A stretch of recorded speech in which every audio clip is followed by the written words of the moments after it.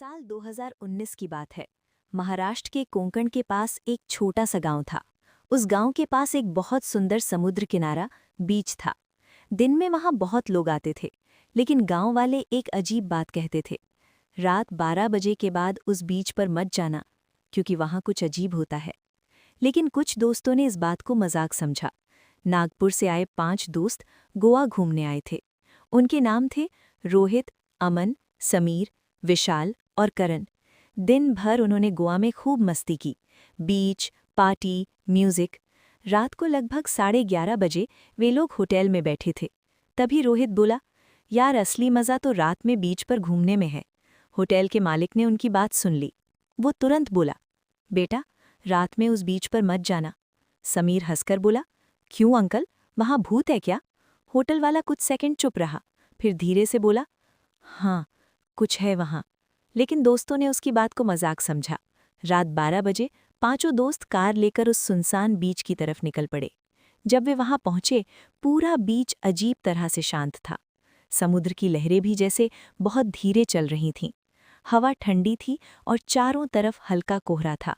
अचानक करण बोला, यार वहां देखो। समुद्र के बीच में एक सफ़ेद कपड़ों वाली लड़की खड़ी थी। लेकिन सबसे डरावनी बात ये थी कि वो पानी के ऊपर खड़ी थी और धीरे धीरे वो उनकी तरफ चलने लगी। समुद्र में खड़ी वो लड़की धीरे धीरे उनकी तरफ आने लगी। 5 दोस्त कुछ सेकंड तक समझ ही नहीं पाए कि ये क्या हो रहा है। अमन बोला, यार ये सच में पानी पर चल रही है। रोहित बोला, नहीं, शायद हमें ऐसा लग रहा है। लेकिन तभी अचानक एक बड़ी लहर आई, और जब लहर नीचे गई, वो लड़की उनके बिल्कुल पास खड़ी थी। उसके लंबे बाल चेहरे पर थे, उसका चेहरा दिखाई नहीं दे रहा था। करण ने डरते हुए पूछा, तुम कौन हो? कुछ सेकंड तक वो लड़की बिल्कुल चुप रही, फिर उसने धीरे धीरे अपना सिर उठाया। उसकी आंखें पूरी काली थीं और उसकी आवाज़ बहुत अजीब थी। तुम लोग यहाँ क्यों आए हो? अचानक तेज हवा चलने लगी। समुद्र की लहरें भी अचानक तेज हो गईं। विशाल बोला, भागो यहाँ से। लेकिन जैसे ही वे लोग भागने लगे, उन्हें पीछे से किसी के रोने की आवाज़ सुनाई दी। वे मुड़े और देखा कि समुद्र किनारे और भी लोग खड़े थे, लेकिन वे लोग सामान्य नहीं लग रहे थे। उनके कपड़े पुराने थे और उनके चेहरे बिल्कुल सफ़ेद थे, जैसे वे सालों पहले मर चुके हों। अब माहौल पूरी तरह बदल चुका था। कुछ मिनट पहले जो बीच शांत था, अब वो जगह भयानक लग रही थी। रोहित ने तुरंत कार की तरफ भागना शुरू किया। बाकी दोस्त भी उसके पीछे भागने लगे। लेकिन अचानक समीर रुक गया। उसने देखा कि वही सफ़ेद कपड़ों वाली लड़की अब उसके सामने खड़ी है। वो धीरे धीरे बोली, कोई यहाँ से वापस नहीं जाता। समीर डर के मारे चिल्लाया। बाकी दोस्त तुरंत वापस उसकी तरफ दौड़े। तभी अचानक समुद्र से बहुत सारे हाथ बाहर निकलने लगे, जैसे कोई पानी के अंदर से लोगों को पकड़ने की कोशिश कर रहा हो। अमन बोला, ये जगह ठीक नहीं है, भागो। चारों दोस्त समीर को पकड़कर कार तक लाए। जैसे ही उन्होंने कार स्टार्ट की, उन्होंने देखा कि पूरे बीच पर सैकड़ों परछाइयां खड़ी थीं, और वो लड़की अब कार के सामने खड़ी थी। धीरे धीरे वो मुस्कुराने लगी, फिर अचानक वो गायब हो गई। रोहित ने पूरी स्पीड में कार दौड़ा दी।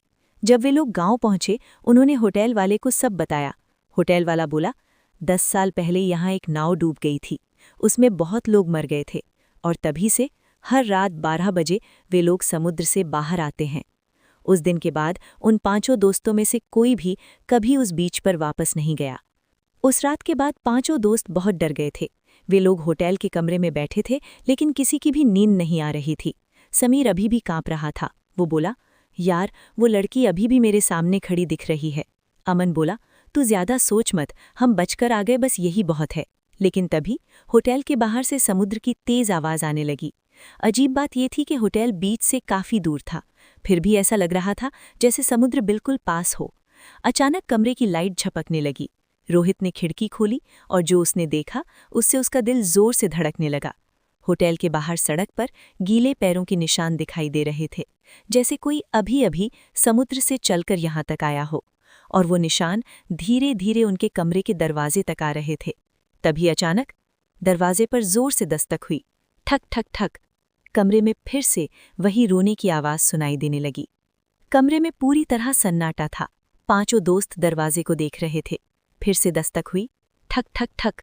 रोहित ने हिम्मत करके पूछा, कौन है? बाहर से बहुत धीमी आवाज आई, दरवाज़ा खोलो। वो आवाज़ बिल्कुल वैसी ही थी जैसी उन्होंने बीच पर सुनी थी। समीर चिल्लाया, दरवाज़ा मत खोलना। लेकिन तभी दरवाज़ा अपने आप धीरे धीरे खुलने लगा। कमरे की लाइट अचानक बंद हो गई।